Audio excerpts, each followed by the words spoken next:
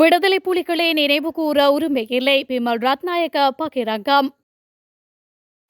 கொழும்பில் திடீரென களமிறங்கும் மகிந்த பின்னணியில் செயல்படும் மூன்றாம் தரப்பு சக்தி. நுகேகுடை பேரணி தொடர்பில் ஐக்கிய மக்கள் சக்தியின் இறுதி தீர்மானம். இலங்கை வரும் வெளிநாட்டினருக்கு கடுமையாகும் சட்டம் போலீசாருக்கு பிறப்பிக்கப்பட்ட அதிரடி உத்தரவு. காவல்துறைக்கு கிடைத்த ரகசிய தகவல் யாழ் நகர் பகுதியில் அதிரடியாக சிக்கிய கும்பல். புத்தர் சிலை அகற்றியதன் பின்னணியில் புலம்பெயர் தமிழர்கள் சர்ச்சையை கிளப்பும் தீரர்.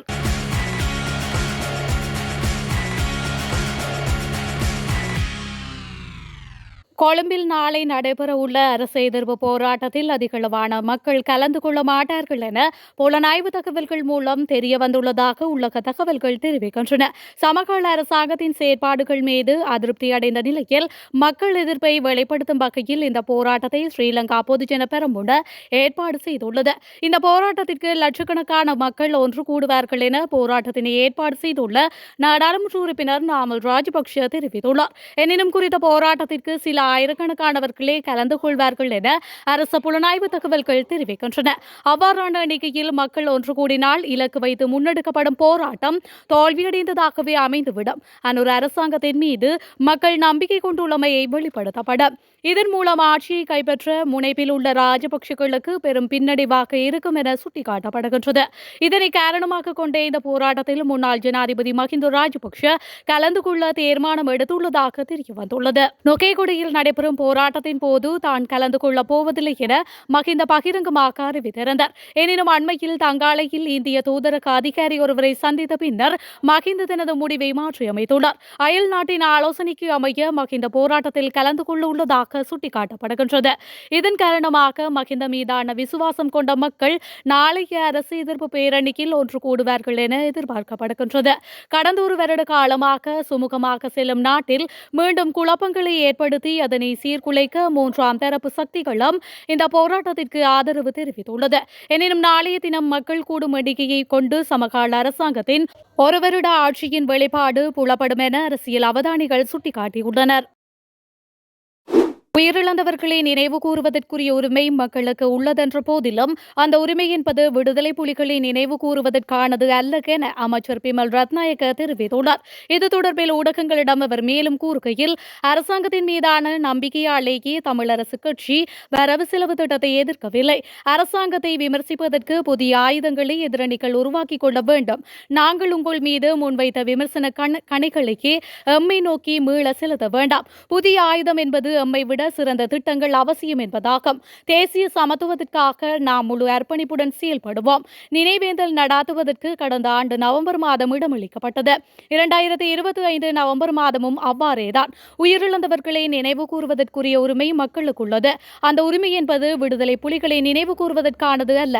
எமது அரசாங்கம் ஆட்சியில் இருந்தாலும் பொது இடங்களில் ஜேவிபி மாவீரர்களுக்கு நினைவிடம் அமைக்கவில்லை.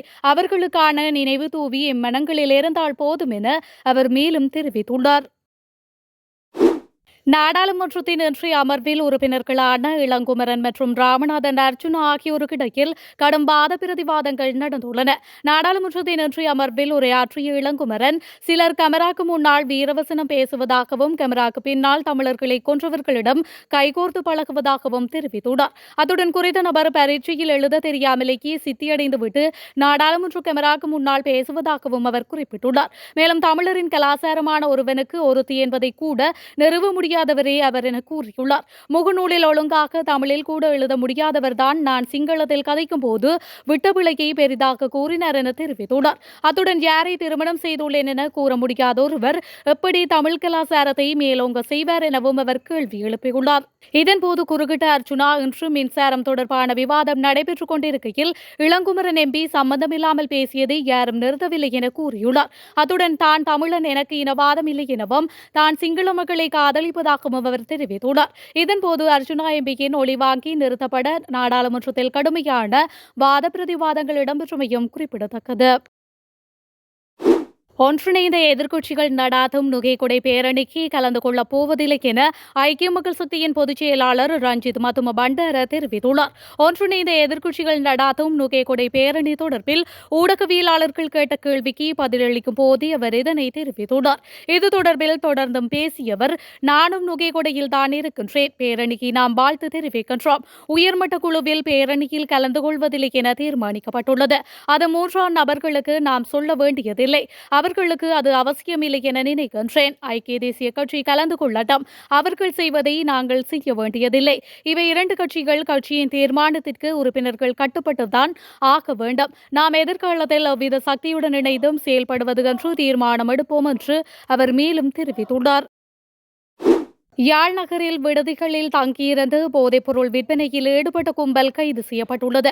யாழ்ப்பாணம் மாவட்ட குற்றத்தடுப்பு பிரிவு காவல்துறைக்கு கிடைத்த தகவல்களுக்கு அமைய நடாத்திய விசேட சோதனை நடவடிக்கையின் போது இந்த குழு கைது நடவடிக்கை முன்னெடுக்கப்பட்டது.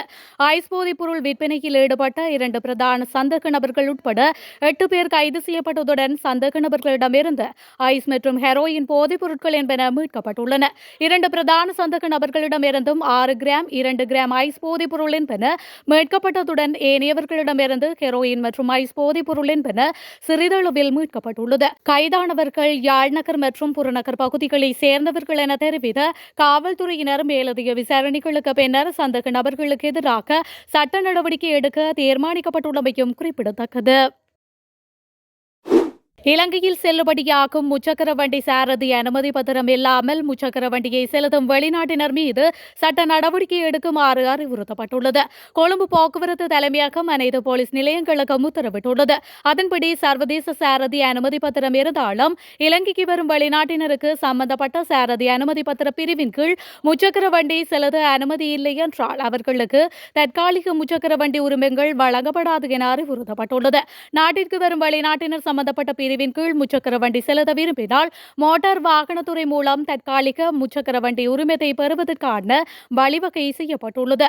பாலியல் வன்கொடுமைக்கு ஆளான சுவிஸ் பெண் முச்சக்கர வண்டி செலுத்த அனுமதிக்கப்பட்டது எப்படி என்பது குறித்து விசாரணை தொடங்கப்பட்டுள்ளதாகவும் கூறப்படுகின்றது.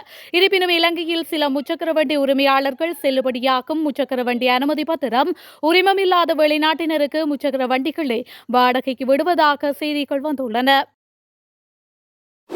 புலம்பெயர்ந்த தமிழர்களின் வேண்டுகோளின் பேரிலேயே அரசாங்கம் இந்த சிலையை அகற்றியதாக சிங்கள ராவிய தேசிய அமைப்பின் தலைவர் அக்மிமென தயாரத்ன தேரர் தெரிவித்துள்ளார். திருகோணமலை சம்புத்தி ஜெயந்தி விகாரையில் ஞாயிற்றுக்கிழமை நடந்த சிலை வைப்பு சம்பவம் தொடர்பில் ஆராய்வதற்காக அவருடனான குழுவினர் நேற்று வைத்தியசாலையில் அனுமதிக்கப்பட்டுள்ள விகாராதிபதியை பார்வையிட்டுள்ளனர். பின்னர் குறித்த விகாரை காணியையும் ஆராய்ந்த பின்னர் திருகோணமலை போலீசில் முறைப்பாடு செய்துள்ளனர். இது தொடர்பில் கருத்து கூறிய தயாரத்ன தேரர் திருகோணமலை மாவட்டத்தை கிழக்கு மாகாணத்தின் ஒரு பகுதியாக புலம்பெயர்ந்த தமிழர்களுக்கு தருமாறு கேட்டுள்ளதாகவே தோன்றுகின்றது. புத்தர் சிலையை வைக்கும் போது போலீசார் நடந்து கொண்ட விதம் கண்டிக்கத்தக்கதாகும். புத்தர் சிலையை நிறுவுவதற்கு பல தடைகளை ஏற்படுத்தினர். யாரோ ஒருவரின் அழுத்தத்திற்கு இதை பெரும் பிரச்சனையாக மாற்றியுள்ளனர். இது தொடர்பில் எங்களிடம் சாட்சியங்கள் மற்றும் காணொளிகள் இருக்கின்றன. நாங்கள் எந்த கட்சிக்கும் சம்பந்தப்பட்டவர்கள் அல்ல, மேலும் எந்த அரசியல் கட்சிக்கும் ஆதரவளிப்பவர்கள் அல்ல. அதனால் குழம்பிய குட்டையில் மீன்பிடிக்க வேண்டாம் என்று அவர் மேலும் தெரிவித்துள்ளார்.